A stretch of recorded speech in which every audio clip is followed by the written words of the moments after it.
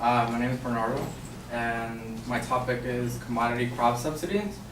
But before I tell you my main claim, I would like to go over some basic definitions and the history behind it. The Farm Bill, a multi-year piece of legislation that governs an array of agricultural and food programs like the food stamp program, is a bill that started out during World War I and the Great Depression.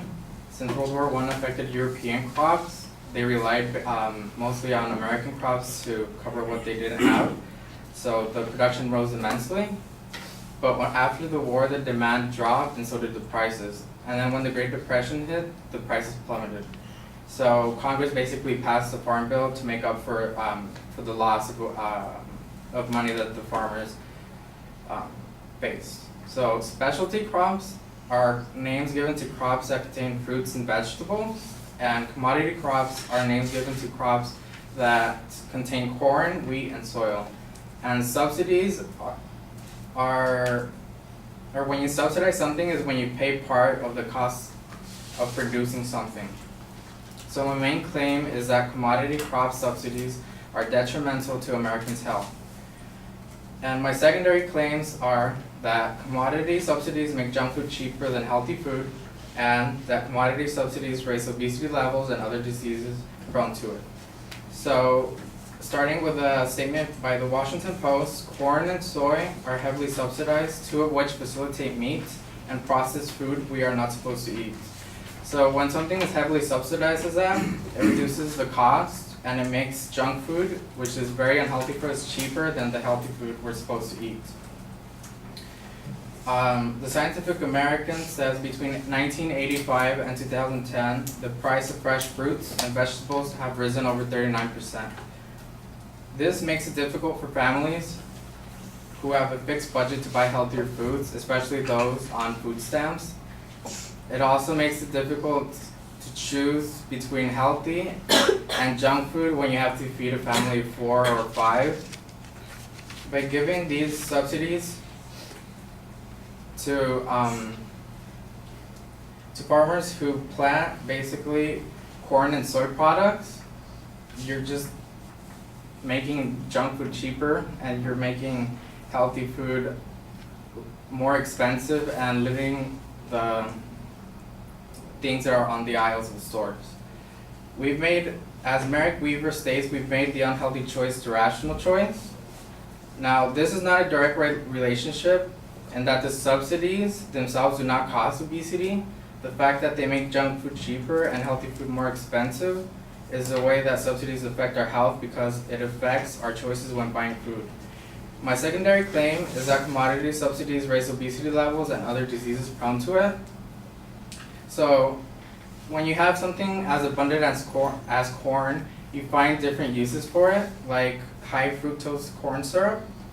And a statement by EHP states that high fructose corn syrup drives prices of fattening fare, such as prepackaged snacks, ready-to-eat meals, fast food, corn-fed, pork and beef, and soft drinks. So many foods today have high fructose corn syrup. It's really hard to find a product that doesn't, and when it does, it usually is a little bit more expensive. And by adding this type of sugar to drinks, it raises the probability of getting diabetes. So the Scientific American states, also, it affects our meats that we eat. So the Scientific American states that cows that are raised on corn rather than grass make meat that is higher in calories and contain more omega-6 fatty acids and fewer omega-3 acids.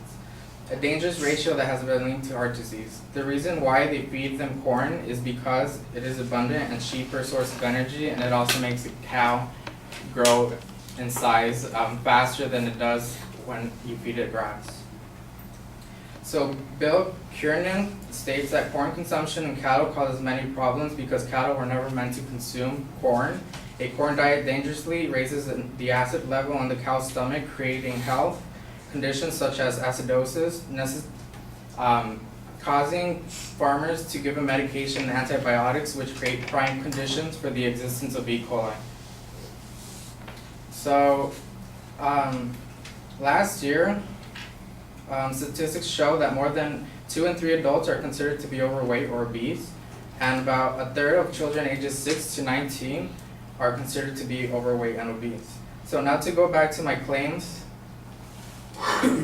commodity crop subsidies is detrimental to Americans' health, and that commodity subsidies make junk food cheaper than healthy food, and that commodity subsidies raise obesity levels and other diseases prone to it. Thank you for listening.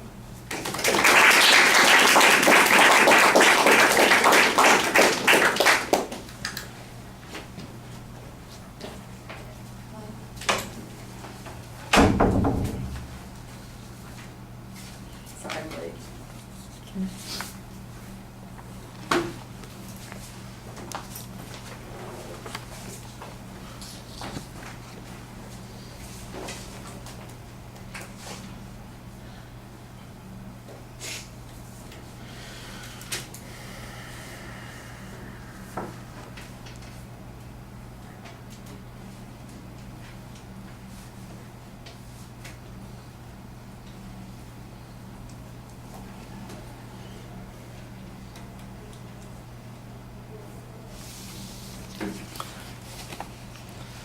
All right, Bernardo, the proposition's very clearly identified. I thought you did a nice job previewing the contents of the speech and also giving us background so we know what the controversy is here. The substructure in the body of the speech is fine. I think your labeling is good there. I do think that there are a lot of presuppositions built into the argument that need to be developed more.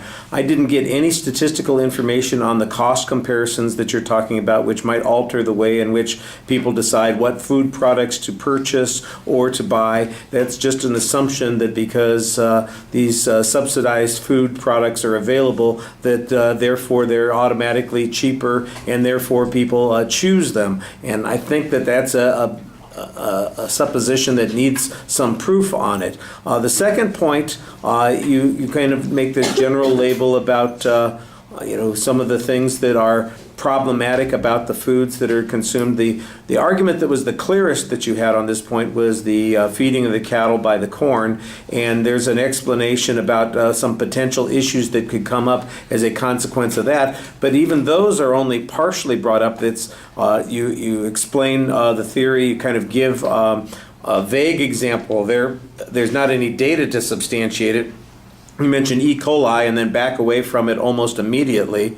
And the connection between the beef consumption and obesity is largely assumed. I think that you've got a chain of arguments here that's missing some of the links in the chain that need to be developed a lot more. I think the argument that you have here is an interesting one, and that there is a potential issue here that could be developed, but without some comparative data on the costs, I think that the idea that we're going to blame subsidies for making junk food affordable or preferable for people, I think that's a little bit problematic. And blaming corn for all of the problems in the world when it comes to food, you're going to have a lot more argument on that particular point. That, for instance, probably could have been the main focus of your argument as it is. And let's forget the subsidy issue. Let's forget whether or not that's contributing to the problem. Let's just talk about whether or not the ubiquitous use of corn in products is in fact causing a problem for society. I think that would be a little bit more focused. I thought you did a very nice job speaking to the audience, and I thought the summary at the end of the speech helped sell the idea a little bit more. All right, thank you.